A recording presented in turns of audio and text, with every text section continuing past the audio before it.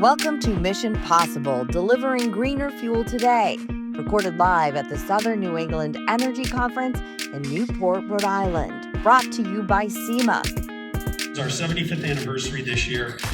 Celebrating 75 years of service and leadership. I'm Clay Bassett. And I'm Chris Herb. And we are here to talk about our industry advancing fuels and serving our customers. This is really an exciting time to be in the industry, and we have much to celebrate here at the conference.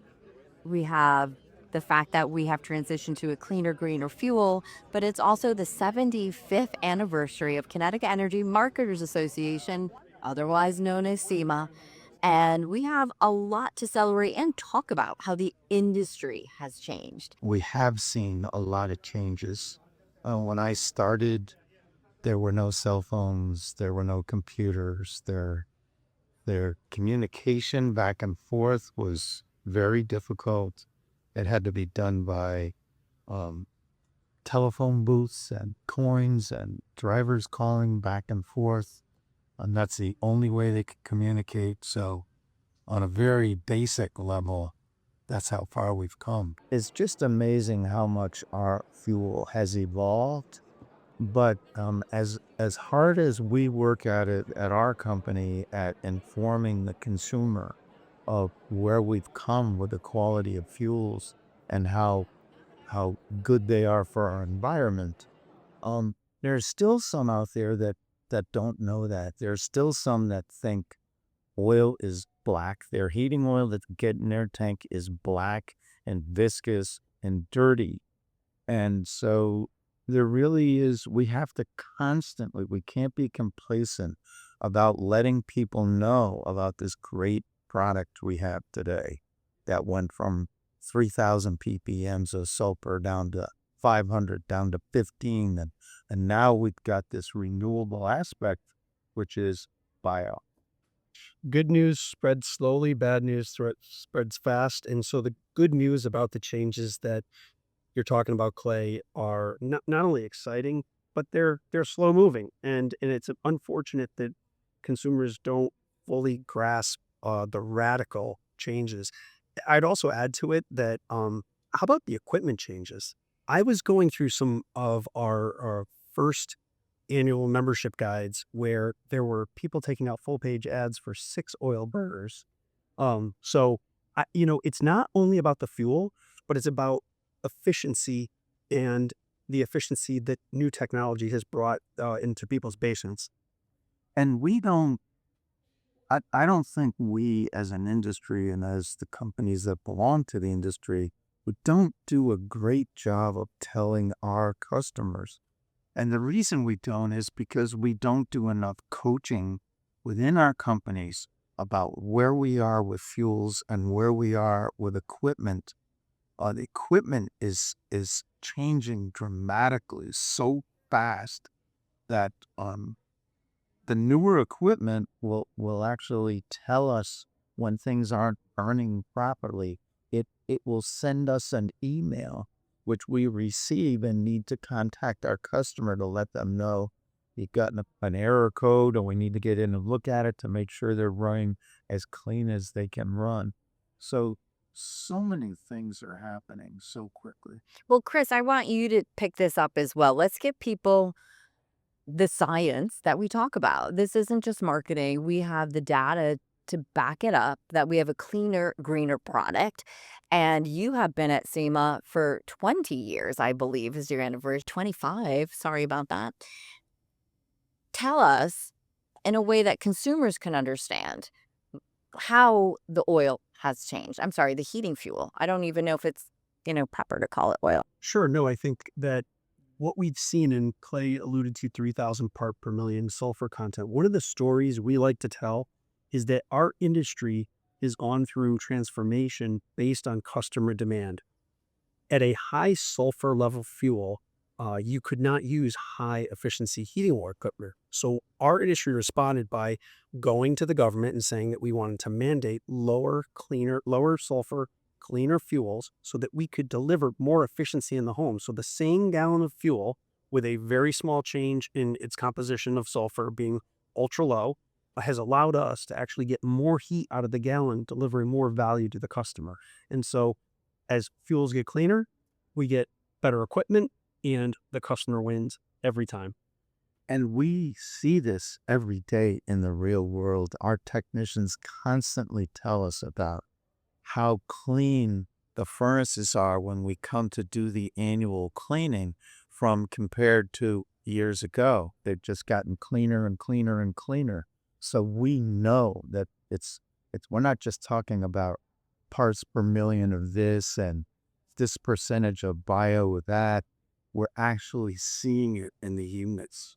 The New England region, in particular Connecticut, Rhode Island, and New York, have aggressively pursued making sure that this renewable content, biodiesel that comes from plant-based oils, animal fats, and other sources that are reused, recycled, things that used to be thrown away are now turning into the fuel that heats our home. Our region is leading the country, leading the world in delivering these clean fuels to these homes in these 3 states in particular. But biodiesel has been spreading on its own to other states, and we see it being used more and more in the states that don't require these blends. So I'm proud that our region has taken the lead. Connecticut is a leader on this, and our customers are benefiting from it. Did you want to add to that? And our fuels, because of it, become more and more renewable as the percentages of bio go up over these years. So it reduces carbon footprint, they become more renewable, and it's a win-win.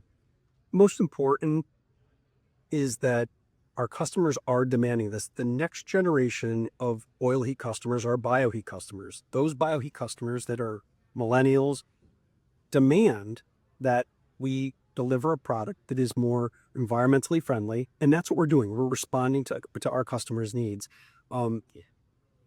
No other energy source is moving as fast as we are to being able to reduce emissions. The law requires it. The electric grid can't do it. The natural gas industry can't do it, but we are doing it. As small family-owned businesses, we are moving faster towards complying with the Global Warming Solutions Act in the various states by this aggressive plan. And we know that this product produces energy at a lower cost than electricity does today.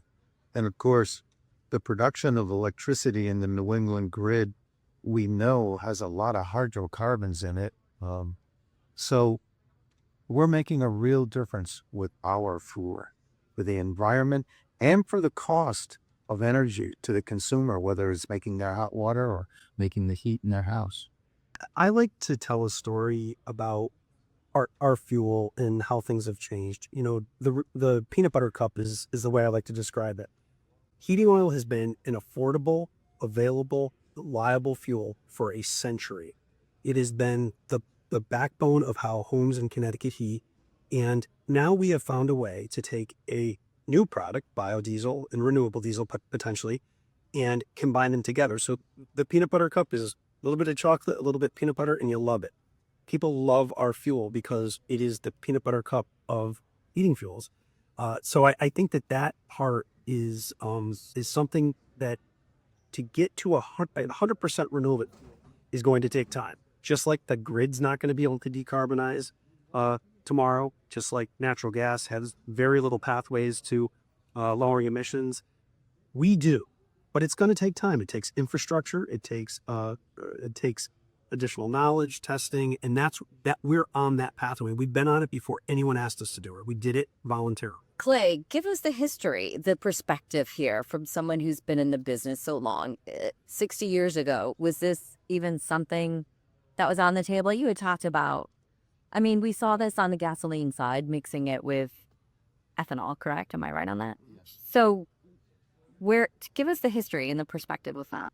The history, and when I think back to history, so many of our customers think of heating oil as being a terribly dirty, black, gooey substance.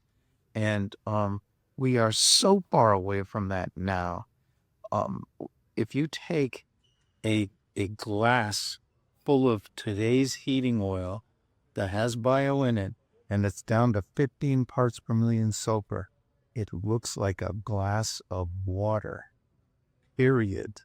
It does have a little dye in it, which is something the government makes us do so they can differentiate it between diesel fuel and heating oil, because diesel fuel is taxed. So they need to see, or people are taking advantage of that.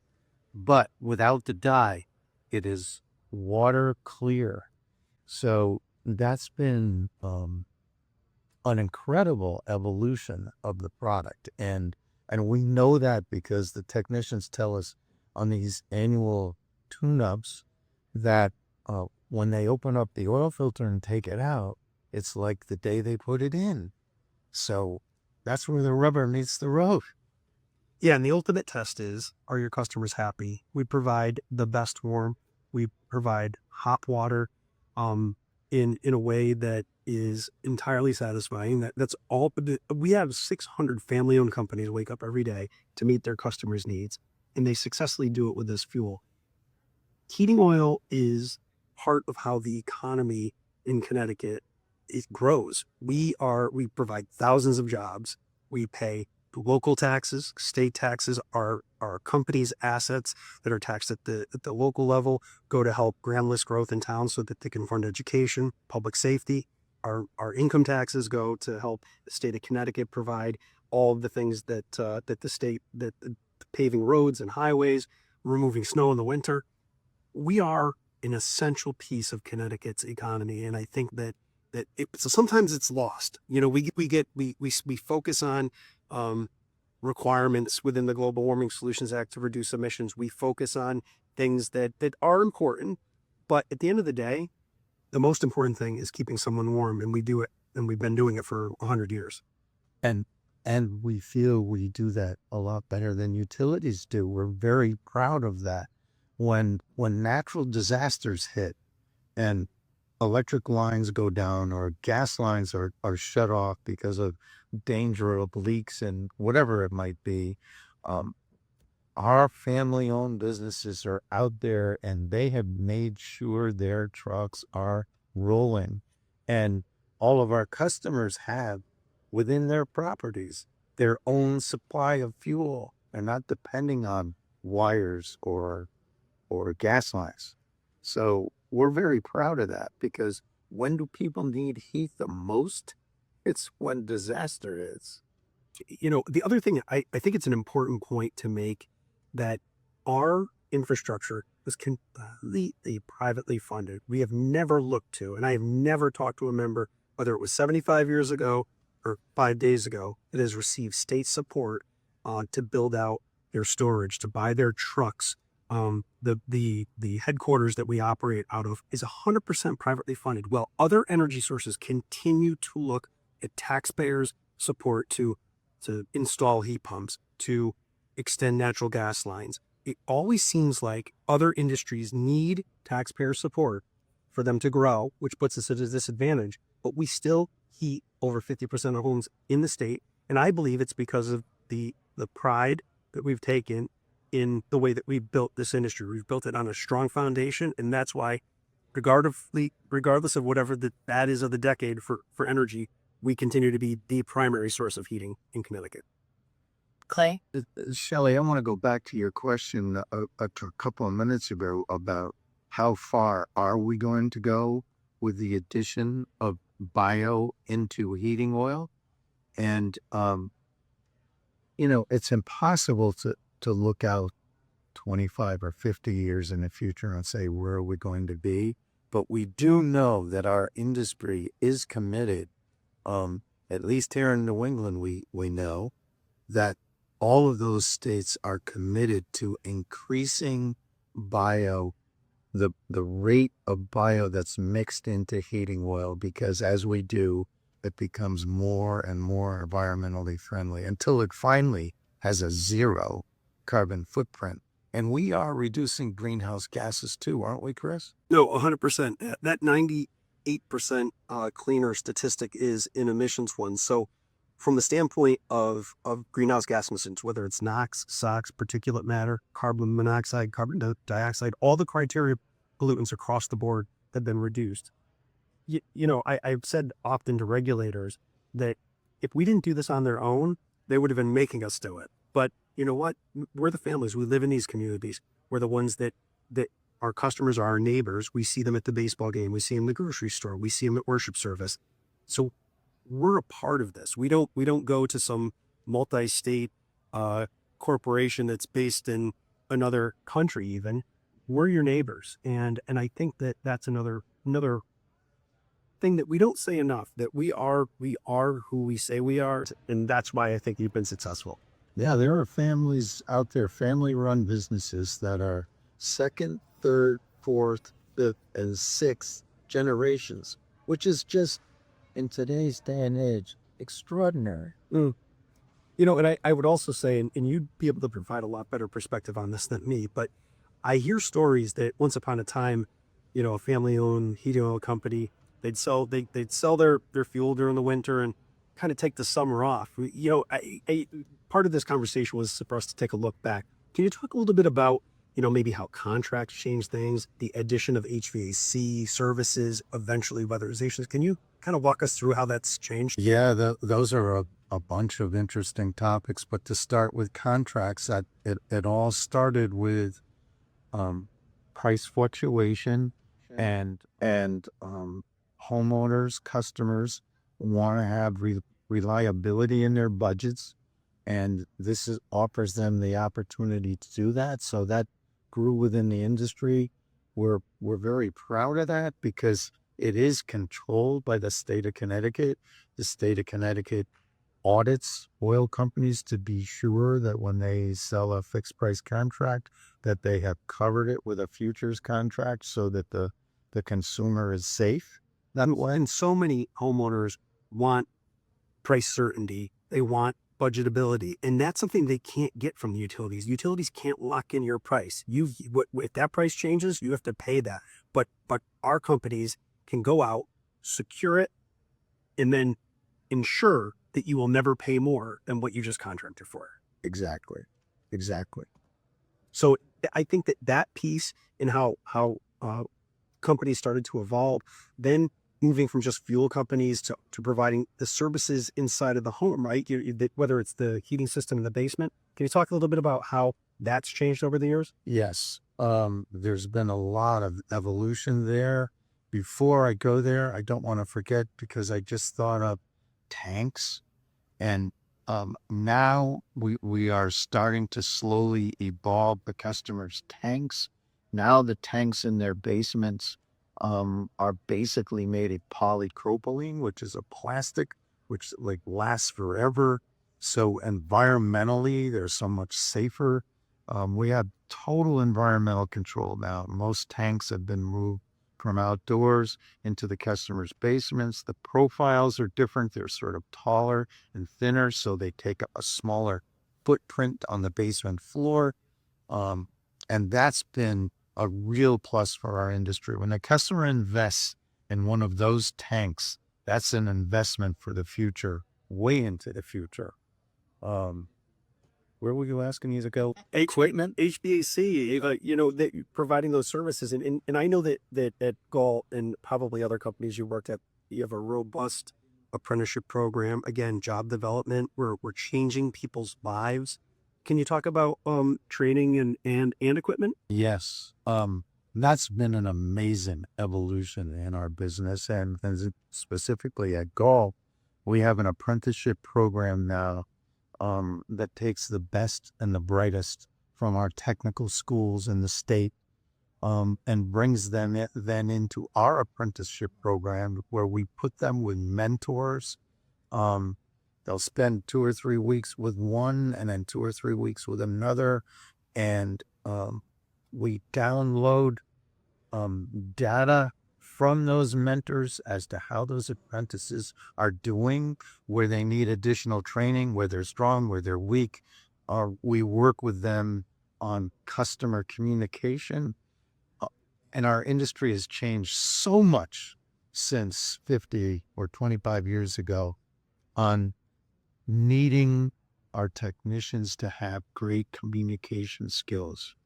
The customer today wants knowledge and they want communication, and they want to know from our people, how is my system? How can I make it more reliable? How can I make it more comfortable? How can I make it safer? How can I make it more efficient? And they depend on that from us. And we make our technicians understand that that's what the customer wants. So every time you're in a basement, you need to be evaluating that system overall. We're not asking you to sell. We just want you to make the customer aware of the latest things out there. And that's what we do. And I want to add to how can these licensed service professionals come through in that way. And an S license takes 4 years to get. To have the full HVAC license to work on heating, air conditioning, ventilation, refrigeration, it takes 4 years. The equivalency of a bachelor's degree, and that's why 10,000 hours. that's why when our licensed professionals go to our customers' homes to answer the questions that those customers want to know, they can do it, because this is not just an off the street person who's taking a look and making a guess. These are people who are highly trained. I would argue exceeds a bachelor's degree, because not only do they have to finish 4 years of apprenticeship in schooling, but then they have to go take a state exam. They have to do on the job training. These people are unique, and in every state doesn't have. Connecticut is. I would argue that our techs are better than techs in any other state in the country and beyond. They're the best of the best, and our state licensing laws are some of the most stringent in the country. So when they come through that state license and they come into the field, of course they're new, but they are highly trained, highly skilled, and then they have to learn some of these other things like customer communication and all the rest that our customers want and need, and we provide. But yes, they are the best of the best. So we've talking about the technical aptitude of a licensed service professional or service technician. I also think about how owners have had to change, right? I mean, dealing with complex financial instruments is not something that we had to do 75 years ago, right? We have owners who either have to work with people who have specific training, or they've acquired the knowledge to be able to go out and work with these financial instruments that are on the NYMEX, so that they can provide the certainty of prices through contracts, so that they can hedge against volatility. As we know, our product is subject to all sorts of geopolitical events. Maybe talk a little bit about how that's changed in the last 75 years. Well, that has changed dramatically. And yes, that is much more complex than your grandfather's oil company. And that's something that our CFO handles. He's very skilled financially, but it is a critical aspect, because if mistakes are made there, and if the fixed contracts or the cap contracts that our customers are buying, if they are not covered properly with futures on the NYMEX, our customers are at risk, and we can't be there. Not when you've got 6 generations behind you. And we're not going to let that happen. So yes, it's very complex, but the industry has evolved, and we have more and more capable people. Our CFO and our company is very talented by choice. And I think that that's why so often our members are exceeding expectations. You know, we are doing things that I don't know if any other industry does on such a local basis, right? Whether it's contracts and those financial instruments that are behind them, whether it's their technicians with the rapidly changing fuels and technologies that are highly trained and able to diagnose, fix, install, repair, maintain. There's lightning years from where we started, but we still maintained the work ethic that our great grandparents started 100 years ago, which is a significant thing, Chris. It really is. The people in this industry are extraordinary. And, we talk about the evolution of the industry and what we provide the homeowner.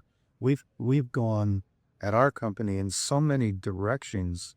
We added propane, which is a very um, capable fuel, environmentally safe, um, very flexible. We'll do so many things in the house. And then we moved into other aspects, air conditioning and the whole HVAC thing.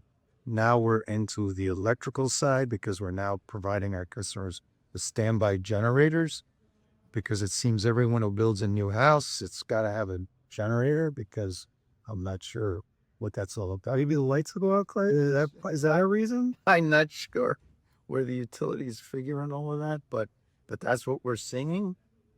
And along with that comes electricians. So now we provide electricians, and we are to the point where we can take care of all systems in a customer's home. And when you've got a company that answers the phone 24/7, 365 and says, yeah, we'll be right out, you don't find that anymore.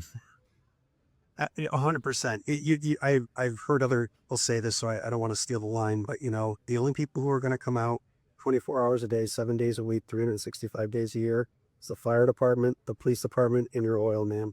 And that is I think it encapsulates who we are.